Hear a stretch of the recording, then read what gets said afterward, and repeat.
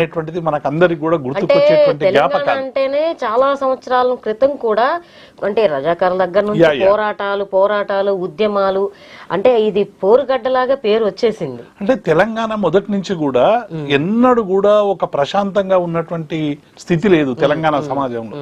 తెలంగాణ సాయుధ రైతాంగ పోరాటం తర్వాత నక్సల్బరీ ఉద్యమం, ఆ తర్వాత తెలంగాణ విశాల ప్రజా ఉద్యమం, అనేక సామాజిక ఉద్యమాలు, అస్తిత్వ ఉద్యమాలు, రిజర్వేషన్ మాదిగ రిజర్వేషన్ ఉద్యమాలు, ఇట్లా మనం చెప్పుకుంటే మహిళలకు సంబంధించినటువంటి అనేక పోరాటాలు. అంటే తెలంగాణ అంటేనే ఏదైనా అన్యాయం జరిగితే గొంతెత్తేటువంటి తెలంగాణ, ఎక్కడైనా ఎవరికైనా కష్టాలు వస్తే ఆ కష్టానికి అండగా నిలిచేటువంటి మట్టి ఈ తెలంగాణ మట్టి గుణంలోనే ఉంది. అందుకే డెఫినెట్ గా ప్రతి సందర్భంలో కూడా ఆ రోజు భూస్వాములకు వ్యతిరేకంగా వీరోచితమైనటువంటి పోరాటం చేసి 10 లక్షల ఎకరాలు సాగు చేసుకున్నటువంటి తెలంగాణ, ఆ తర్వాత అనేక మార్పులు మనం అన్ని కూడా చూసినాం. కాబట్టి తెలంగాణ రాష్ట్ర సాధన జరగాలని అనేక ప్రయత్నాలు జరిగినాయి.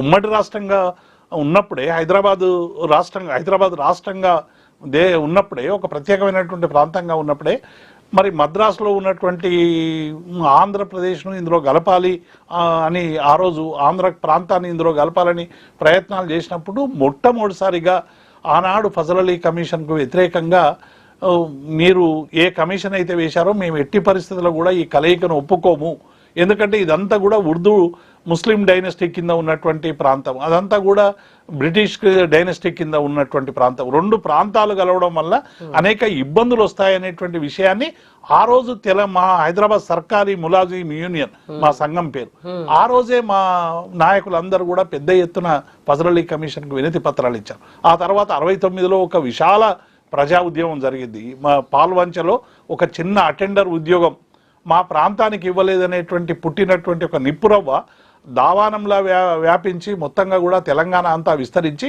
ఆ రోజు 369 మంది పోలీస్ కాల్పులలో చనిపోయినటువంటి నేపథ్యాన్ని చూసాం. ఆ తర్వాత విశాల ప్రజా ఉద్యమం జరిగింది. పారగుర్తు మీద తెలంగాణ ప్రజాసమితి వచ్చింది. ప్రజాసమితికి ఓట్లేసి గెలిపించరు, అత్యధిక పార్లమెంటు సీట్లు ఇచ్చిన ఆనాటి రాజకీయ నాయకత్వం నిటారుగా నిలబడినటువంటి నేపథ్యంలో రాజీ పడిపోయి తెలంగాణ ఒక స్వరాష్ట్రంగా ఎదగలేనటువంటి పరిస్థితి కనబడ్డది.